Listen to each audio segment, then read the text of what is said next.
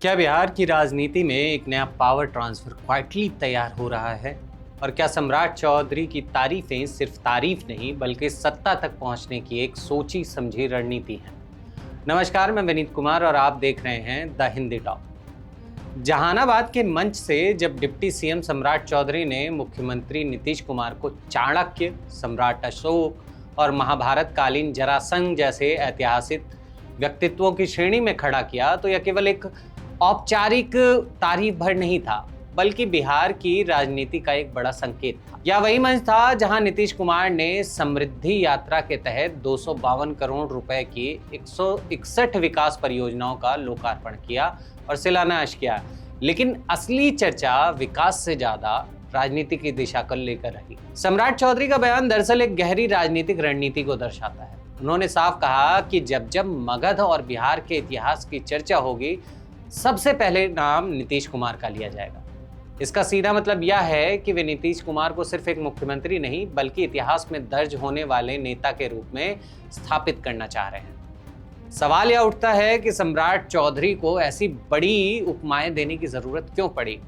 इसका जवाब बिहार की मौजूदा राजनीतिक हकीकत में छिपा है, जहां करीब 2 दशकों से सत्ता का केंद्र सिर्फ एक ही नाम के इर्द गिर्द घूम रहा है और वो नाम है नीतीश कुमार। बिहार में चाहे गठबंधन बदले हों या राजनीतिक समीकरण, लेकिन सत्ता का असली केंद्र हमेशा नीतीश कुमार ही रहे हैं।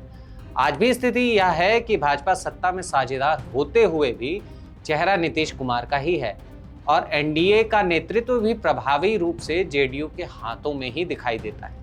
यही वजह है कि भाजपा के नेताओं को बार बार नीतीश कुमार की तारीफ करनी पड़ रही है। यह केवल राजनीतिक शिष्टाचार नहीं बल्कि एक मजबूरी भी है, क्योंकि बिहार में सत्ता तक पहुंचने का रास्ता अब भी नीतीश कुमार से होकर ही गुजरता है। अगर सम्राट चौधरी के बयानों को गौर से देखें तो यह सिर्फ सम्मान नहीं बल्कि एक तरह का राजनीतिक निवेश है।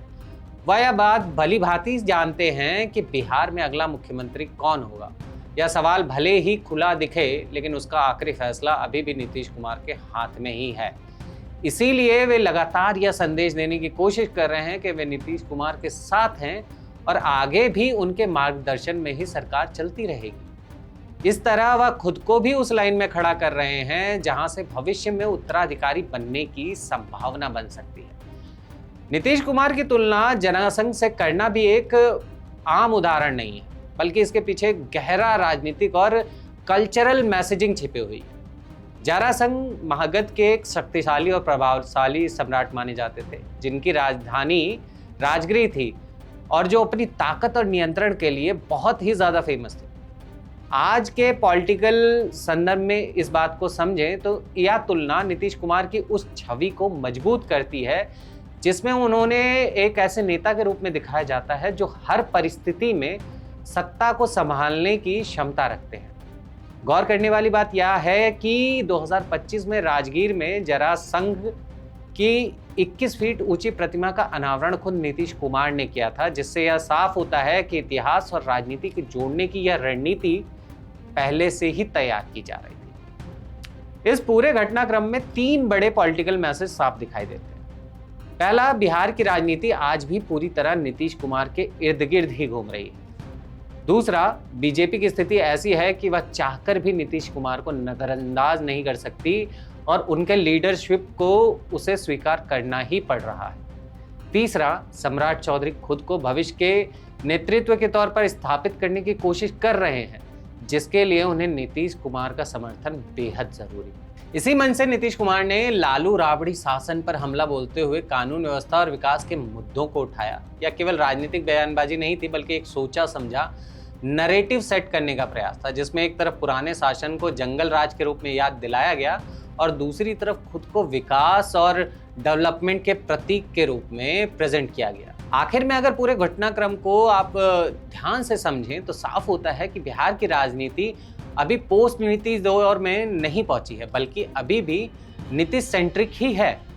भाजपा के लिए यह एक राजनीतिक मजबूरी है कि वह नीतीश कुमार के साथ तालमेल बनाए रखें, जबकि जेडीयू अभी भी सत्ता की धुरी बनी हुई है। सम्राट चौधरी की तारीफें इसी राजनीतिक समीकरण का हिस्सा है, जहां वह अपने भविष्य को सुरक्षित करने के लिए नीतीश कुमार के करीब दिखाना चाहते हैं।